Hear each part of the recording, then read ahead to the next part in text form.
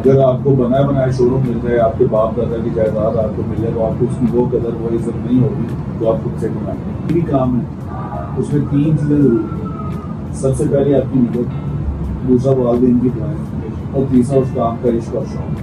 जब हमने इस रोड पे शोरूम बनाया था, उस टाइम टोटल 6 शोरूम थे। आज इस मार्केट में 140 शोरूम। मुझे देख के बहुत सारे लोग ये समझते हैं कि नया लड़का यहाँ पे काम करने आया है, लेकिन मैं यहाँ पे फाउंडर्स में से हूँ। आजकल के डिजिटल दौर में आपके बिजनेस पे फर्क पड़ा? अब ये नहीं हो सकता कि सारा बिजनेस ही सोशल मीडिया पे शिफ्ट हो जाए। अब ये नहीं हो सकता कि सोशल मीडिया को बिल्कुल कट आउट कर दें, हम ही सारा बिजनेस करें, ऐसा नहीं। आपका जो बिजनेस है वो कस्टमर से इंटरेक्शन का बिजनेस है, तो कोई ऐसा एक्सपीरियंस बताइए मेमोरेबल सा कि आपको याद हो गया ये कस्टमर था, क्या बात है। अस्सलाम वालेकुम everyone, welcome to our podcast. मैं हूं आपका host Tanha Amin. As you all know, automobile एक ह्यूज इंडस्ट्री है। इसी में अगर मैं गाड़ियों की बात करूं तो गाड़ी आजकल हर घर की जरूरत है। चाहे किसी को गाड़ियों का शौक हो या ना हो, एटलीस्ट हर गराज में एक गाड़ी लाजमी खड़ी होती है। इसी सिलसिले में आज जो हमारे पास गेस्ट मौजूद है वो इस फील्ड में बहुत एक्सपीरियंस है। हमारे साथ मौजूद हैं आईसी मोटर्स के सीईओ अली इमरान साहब। अली भाई, कैसे हैं आप? अल्लाह का शुक्र। अली भाई, सबसे पहले तो आप ये बताएं कि आपको गाड़ियों का शौक कब से पैदा हुआ आपके अंदर, और कैसी आपकी जर्नी आपकी स्टार्ट हुई, क्या चैलेंजेस आपको फेस करने पड़े? कलर गाड़ी का शौक तो मेरा नहीं ख्याल आपको, किसी नौजवान को, किसी बच्चे को, किसी न्यू बॉर्न को ऐसी कोई बंदा मैंने देखा है जिसको गाड़ी का शौक नहीं है। ये गाड़ी का शौक तो हमें बचपन से था। हमारे घर में शुरू से गाड़ी थी और हम छुप छुप के गाड़ी चलाया करते थे, मार खाया करते थे बल्कि वालिदैन से। और उसके बाद फिर जब प्रोफेशनल लाइफ में तो काफ़ी टफ कंडीशंस फेस करना पड़ी, बड़ी मुश्किल हालात में जाना पड़ा। कुछ इंसिडेंट लाइफ में ऐसे हुए जिसकी वजह से अपनी स्टडी को कंप्लीट नहीं कर पाए, तो अपनी प्रोफेशनल लाइफ यानी कि कारोबारी लाइफ की तरफ आना पड़ा। तो जॉब से स्टार्ट किया, नौकरियों से स्टार्ट किया, कंपनियों में काम किया, फैक्ट्रियों में काम किया। तो बस ऐसे करते करते मेरी एक शोरूम पे जॉब होगी साइकिल 2004 में। तो वहाँ से मेरा एक दिन जर्नी स्टार्ट हुई, मेरा सफ़र स्टार्ट हुआ ऑटो फील्ड में। तो फिर कोई भी काम है वो बगैर शौक के नहीं है। कोई भी काम आप ज़बरदस्ती नहीं कर सकते। आपका शौक उस काम में शामिल हो जाएगा तो काम कामयाबी की राह बन जाएगा। तो बिल्कुल इस काम को शौक बना लिया, दिन रात इसको दिया, खूब मेहनत की। तो साहिवाल से सफ़र शुरू होता हो। आज आपके सामने लाहौर में बैठे हैं, शोरूम बनाते हैं। तो काफ़ी टफ लाइफ के बाद यहाँ पहुँचे हैं। और ये सेल्फ मेड इंसान को पता होता है, उसको फिर अपनी कामयाबी को इंजॉय भी करते हैं, क्योंकि उसने बड़ी मेहनत से अपना नाम और काम बनाया होता है। उसको फिर पैसे से इतना प्यार नहीं होता, उसको उस मेहनत से, उस कामयाबी से उतना प्यार होता है क्योंकि उसने उसके पीछे बहुत सेक्रीफाइसेस किए होते हैं। अगर आपको बना बनाया शोरूम मिल जाए, आपके बाप दादा की जायदाद आपको मिले, तो आपको उसकी वो कदर वो इज्जत नहीं होगी जो आप खुद से बनाते हैं। तो फिर अपने नाम का, अपने काम से इश्क है, प्यार है, तो इसलिए कोशिश करते हैं कि इसको अच्छे से अच्छा करने की कोशिश करें। ये शोरूम कैसे बना, कब बना, कहाँ पे लोकेटेड है, और इसको जब नया नया बनाया तो क्या चैलेंजेस फेस करने पड़े? ये हमारा showroom basically Lahore Faisal town में मौलाना शौकत अली रोड पे आईजी मोटर्स के नाम से, मेरे 2 बड़े भाई ने इकबाल भाई और जाहिद भाई, उनके नाम से 2007 में हमने ये जगह परचेज की थी। इसको हमने खुद बनाया, खुद डिज़ाइन किया, ऊपर मस्जिद बनाई, लड़कों के रूम्स बनाए, किचन बनाया, हर चीज़ हमने खुद इसको डिज़ाइन करके 2007 अगस्त में शुरू किया था। इससे पहले आपको पता है अकबर चौक से परली साइड पे ऑटो मार्केट होती थी। आप तो शायद उस टाइम बहुत छोटे होंगे, मेरी बड़ी पुरानी जर्नी 20 साल पहले का सफर है। तो पाकिस्तान मोटर के नाम से एक शोरूम होता था, वो जगह हमारे पास रेंट की थी। तो मैं क्योंकि लाहौर में नया आया था, तो मेरे पास तो ना कोई रहने की जगह थी यहाँ पर, तो ना काम करने की जगह थी। तो मेरे एक कज़न थे, तो उन्होंने, मैं सारी ज़िंदगी का एहसान नहीं दे सकता क्योंकि आज मैं जिस जगह पे हूँ, जिस सीट पे हूँ, जस्ट बिकॉज ऑफ उनकी वजह से हूँ। उन्होंने मुझे अपना सीट दी, अपना नाम दिया, सब कुछ दिया। तो फिर जब मैं उनके साथ अटैच हो गया पाकिस्तान मोटर पे, तो फिर जब हमारी टीम बन गई तो उन्होंने सोचा क्यों ना हम अपनी जगह परचेज करके अपना शोरूम बनाएं। तो मेरे पास तो फंड्स नहीं थे, उनके पास थे, मेरी पास मेहनत थी, स्किल्स थे, तो उन्होंने ट्रस्ट किया। शुक्र अल्हम्दुलिल्लाह हमने जगह भी परचेज की, तो मैंने इसको बनाया। 6 महीने का टाइम लगा, फिर हमने इसकी ओपनिंग की और आज 2024 में हम बैठे हैं। ये कोई 17 साल पुरानी बात है। जब हमने इस रोड पे शोरूम बनाया था उस टाइम टोटल 6 शोरूम थे। आज इस मार्केट में 140 शोरूम। और मुझे देख के बहुत सारे लोग ये समझते हैं कि नया लड़का यहाँ पे काम करने आया है, लेकिन मैं यहाँ पे फाउंडर्स में से हूँ। जी, बेसिकली आपका कौन सी गाड़ियों में आपका ज़्यादा मतलब काम है, इम्पोर्टेड में, लोकल में, ब्रांडिंग में या यूज में? तलहा बेसिकली तो हम सारी गाड़ियों में डील करते हैं, हर किस्म की गाड़ी हम डील करते हैं, लेकिन हमारा ज़्यादा फोकस यूज में और जैपनीज और इम्पोर्ट गाड़ियाँ में है। बेसिकली हमारा जो ज़्यादा हम जिस वजह से मशहूर हैं, जो हमारा नाम है वो जीप्स में है। हम जीप्स इम्पोर्ट करते हैं दुबई से, जापान से। बेसिकली जापान मार्केट बहुत बड़ी है, जापान से जीप्स आती हैं और लोकल यहाँ पे आपको पता पाकिस्तान में टोयोटा का बहुत राज है। आप कराची से लेके पेशावर तक चले जाएं, आपको हर जगह पे टोयोटा के आउटलेट्स, टोयोटा की वर्कशॉप्स, टोयोटा की चीज़ें, गाड़ियाँ मिलेंगी। तो पाकिस्तान में टोयोटा के प्रोडक्ट्स भी बहुत ज़्यादा हैं, Revo, Fortuner, Grande, XLI, GLI, RS, इतने ब्रांड है कि मैं पूरा उस पर 15-20 मिनट का प्रोग्राम आप कर सकता हूँ। सही। तो बेसिक तो लोकल गाड़ी और इम्पोर्टेड गाड़ी दोनों में डील करते हैं। जो 0 मीटर गाड़ी है उसमें बेसिकली हमारी मार्केट इतनी नॉर्मल है, उसके लिए जेल रोड ज़्यादा मशहूर है, फेमस है। 0 मीटर गाड़ी लेने के लिए लोग ज़्यादा जेल रोड को विजिट करते हैं।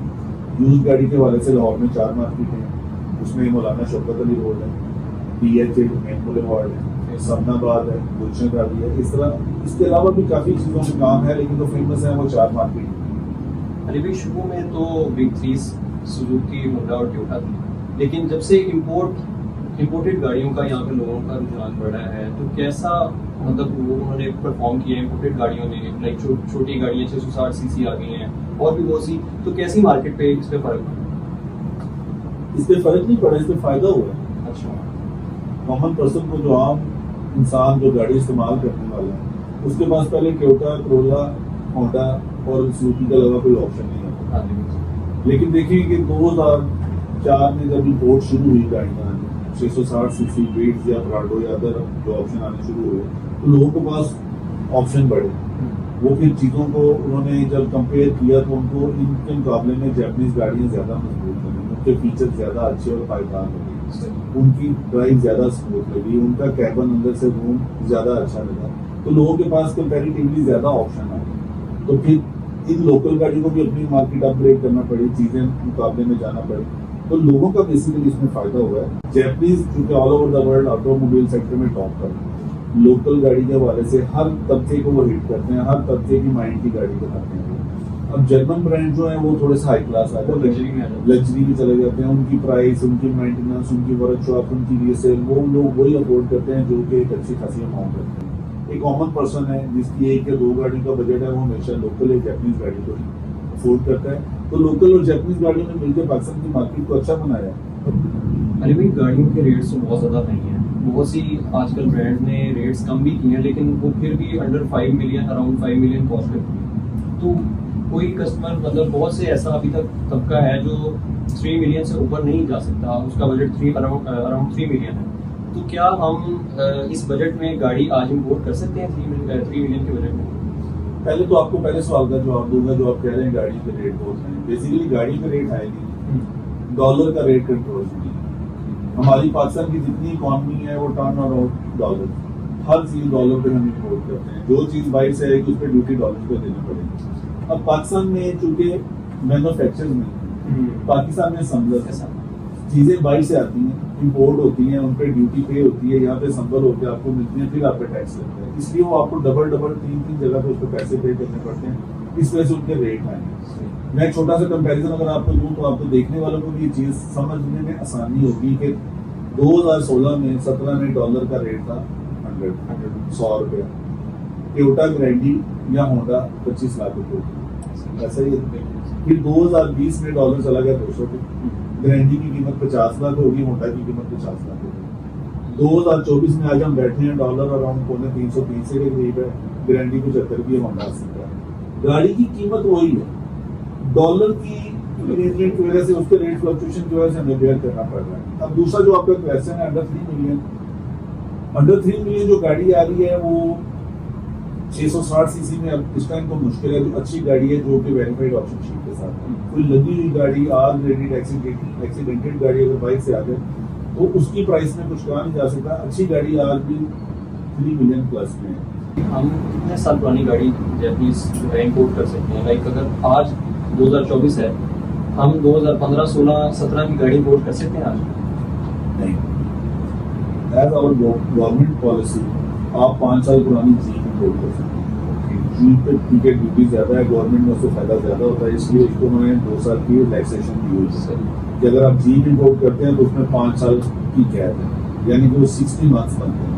और जो कार है वो 36 मंथ, 3 साल पुरानी कार इम्पोर्ट कर सकते हैं और 5 साल पुरानी जीप इम्पोर्ट कर सकते हैं।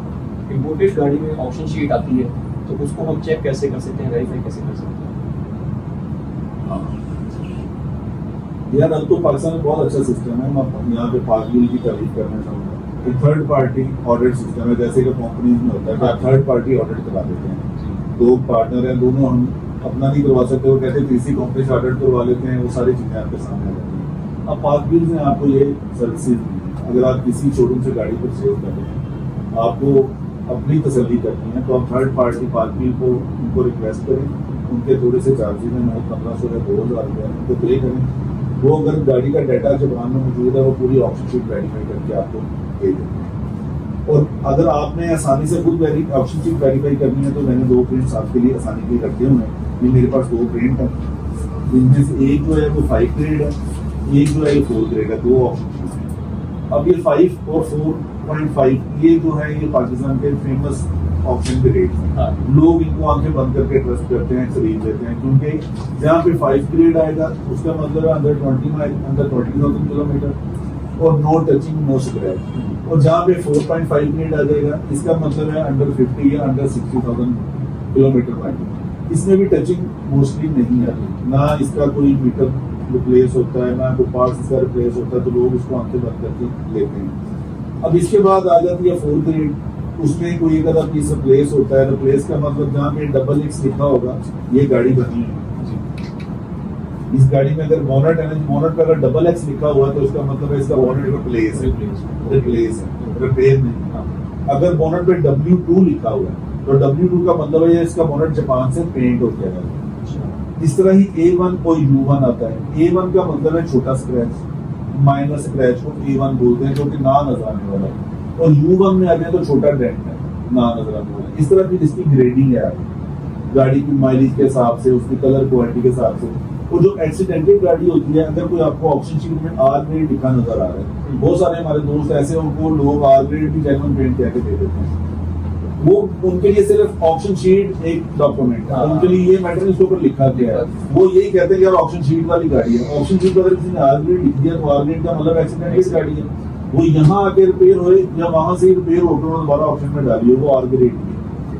अरे बहुत से लोग जो है जो गाड़ी परचेज करने जाते हैं इम्पोर्टेड गाड़ी, तो जो बायर जो सेलर होता है वो कहता है कि मेरे पास ऑप्शन शीट नहीं है, मैंने ये सेल्फ इम्पोर्ट की थी, या कोई भी वो रीजन दे देता है। तो क्या वो गाड़ी खरीद लेनी चाहिए? अगर खरीदनी चाहिए तो उसकी क्या हम मतलब सेफ्टी प्रिकॉशंस कर सकते हैं? यार ये आपकी बात बिल्कुल ठीक है। जापान में दोस्त भी हैं हमारे जो कि ऑप्शन में गाड़ियां नहीं डालते, जो ऑन डिमांड हमें गाड़ियां भिजवाते हैं। ऑप्शन शीट तो उसी गाड़ी की होगी जो ऑप्शन हाउस से ऑप्शन होके आएगी, ठीक है। अब एक गाड़ी ऑप्शन हाउस गई नहीं, वो मेरे शोरूम पे खड़ी है, मेरा जापान में शोरूम है। आप मेरे दोस्त हो, फ्रेंड हो, कजन हो, आप मुझे कह रहे भाई मुझे पाकिस्तान में गाड़ी चाहिए, तो पहले मैं उसको ऑप्शन में डालूंगा आपके लिए ऑप्शन शीट बनवाने के लिए, या फिर मैं ये करूंगा कि डायरेक्ट गाड़ी आपको लोड करवा दूंगा। तो जापान से अगर मेरा कोई दोस्त है, भाई वहाँ बैठा है, तो वहां से मुझे गाड़ी भेज रहे हैं, मैं उसकी क्रेडिबिलिटी पे गाड़ी मंगवा रहा हूँ, तो मैं आपको गारंटी कर रहा हूँ कि गाड़ी साफ है। अगर आप कस्टमर है, आपको मेरी बात में यकीन नहीं है कि हमें ऑप्शन शीट वाली गाड़ी की चाहिए, या मैं उसका डाटा चेक करवाना चाहता हूँ, तो आसान है, आप बात भी कॉल करें, उनसे इंस्पेक्शन करवा लें, पूरी आपको एक एक चीज बताएंगे। ऑप्शन शीट तो बिल्कुल छोटी सी ऑप्शन शीट है, उसमें से बॉडी, पेंट और माइलेज के बारे में बताया जाता है। और जो पार्किंग की वेरिफिकेशन रिपोर्ट है उसमें 120 पॉइंट चेक होते हैं। आजकल गाड़ियों की मार्केट के क्या हालात हैं? सुना थोड़ी सी लूज जा रही है, और भी कुछ गाड़ियों ने कीमतें कम की है, तो उससे कुछ फर्क पड़ा है या वैसे ही है? यार ये एक बड़ा अनफॉर्चुनेट है पाकिस्तान में, यहाँ पे जब गाड़ियाँ महंगी होती तो बिकती हैं, जब सस्ती होती है तो कोई नहीं खरीदता। मैं अक्सर मिसाल दिया करता हूँ कि अगर टीवी में अगर टमाटर 500 रुपये किलो हो जाए तो लाइनें लगी होती हैं लेने वाली, और जब रेडी पे 500 के 10 किलो बिक रहे होते हैं तो कोई नहीं खरीदता। उसकी रीजन ये है कि जब गाड़ी महंगी होनी शुरू होती है तो कस्टमर को ये डाउट होता है कि इसने और महंगा हो जाना है। आज 55 की होगी है, कल को 60 को है ना, परसों 65 की होगी, तो उसको परचेज कर लो एनी कॉस्ट। और जब वो नीचे आ रही होती है तो कस्टमर इंतजार करता है कि यार आज 50 से 45 में चली गई है, 48 में चली गई है, तो ये मुझे र्यूमर है कि 40 में जानी है। कि कोई भी बिजनेस है सिर्फ ऑटो फील्ड नहीं, आप गोल्ड ले लें, आप ऑयल ले लें, आप प्रॉपर्टी सेक्टर ले लें, किसी बिजनेस में चले जाएं, जब वो डिक्रीज की तरफ जाता है तो उसमें स्लम्प आ जाता है, उसमें स्लो डाउन आ जाता है। जब वो इंक्रीज हो रहा होता है उसमें बड़ी तेजी होती है। अब जब गाड़ियां स्लो डाउन हुई या लोगों ने चीखें मारी हैं, ये गाड़ियां बहुत महंगी हैं, बहुत महंगी हैं, बहुत महंगी हैं, कुछ चीजें सस्ती हुई हैं तो स्लम्प आ गई। लोग इंतजार कर रहे हैं, बल्कि फेक नोटिफिकेशन आते हैं रोजाना, हमें फेस करने पड़ते हैं कि आज किया ने इतनी बढ़ा दी, 10-20 लाख कम कर दिया HRV ने, आज हुंडई ने इतना, वो सब फेक है। तो मार्केट उसकी वजह से खराब है। अब जो आम इंसान है जिसकी इतनी इंफॉर्मेशन नहीं है, वो इतना वेल नोन नहीं है, इतना इन टच नहीं है मार्केट से, वो तो डरेगा, वो तो फेक नोटिफिकेशन के लिए इसलिए होगा, वो बोलेगा 20 लाख कम होना रुकी जाओ। तो इसलिए जब गाड़ियां सस्ती होती हैं, स्लो होती हैं, जब महंगी होती है बिकती हैं। आपका जो बिजनेस है वो कस्टमर से इंटरेक्शन का बिजनेस है, तो कोई ऐसा एक्सपीरियंस बताइए मेमोरेबल सा कि आपको याद हो कि यार ये कस्टमर था, क्या बात है इसकी? मेरे पास बेतहाशा वाकया, बेतहाशा, क्योंकि मेरी बड़ी ही इंटरेस्टिंग फील्ड है, बड़ी ही इंटरेस्टिंग है, क्योंकि हमारे पास तो स्पेसिफिक बंदे तो आने नहीं है कि एक ही फील्ड के बंदे आने हैं, हर तबका फिक्र का बंदा हमारे पास, क्योंकि ये जरूरत है गाड़ी में, शौक भी है, शौक भी, और जहाँ पे हमारा कल्चर भी है थोड़ा सा शो ऑफ का, वो भी है। यहाँ पे लोगों को शो ऑफ के लिए भी गाड़ी चाहिए, इस्तेमाल के लिए भी चाहिए, जरूरत के लिए भी चाहिए और शौक के लिए भी चाहिए। तो इतने ज्यादा वाकयात है कि मैं आपको, मतलब बड़े लंबी लंबी चीजें, लेकिन एक छोटा सा वाकया था पिछले 2 साल पहले का ही। मैं बाइक बैठा था, एक मर्सिडीज थी मेरे पास ब्लैक कलर की, तो एक गाड़ी सामने आके रुकी, वो दोस्त नीचे है, उन्होंने गाड़ी देखी, खोल के भी देखी, उन्होंने कहा कि इसके कितने पैसे हैं, मैं उनसे गाड़ी मिला, मेरे सामने मैंने कहा ये 45 की, 4.5 मिलियन की, तो कहते 40 लाख की मिल जाएगी। मैंने कहा सर नहीं मिलेगी। कहते आप कैसे कह सकते हैं, आप मुझसे पूछो तो सही इनकी गाड़ी है, आप तो शोरूम वाले, आपको कमीशन मिलेगी।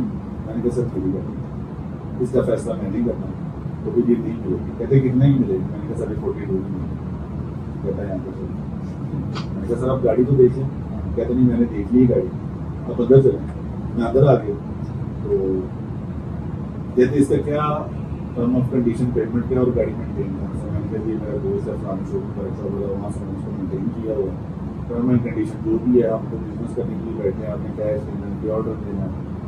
वो कहते हैं कि ठीक है 2 लाख रुपये, कल 40 लाख का पे ऑर्डर लेके जाते हैं। मैंने कहा सर आप गाड़ी तो देख लें, उसके टेस्ट ड्राइव कर लें। कहते हैं कि नहीं, मुझे इस फील्ड में वाहिद बंदा मिला है जो कह रहा है कि ये मेरी गाड़ी है। लोग कहते हैं जी पार्टी से बात करते हैं, आपको बताते हैं, बैठे उसको बुलाते हैं, लेकिन मुझे ये बात सुन के सुकून हो गया, किसी बंदे ने सच बताया तो ठीक ही होगी गाड़ी, में कल आऊँगा। वो हमें यहाँ पे टोकन देके चले गए।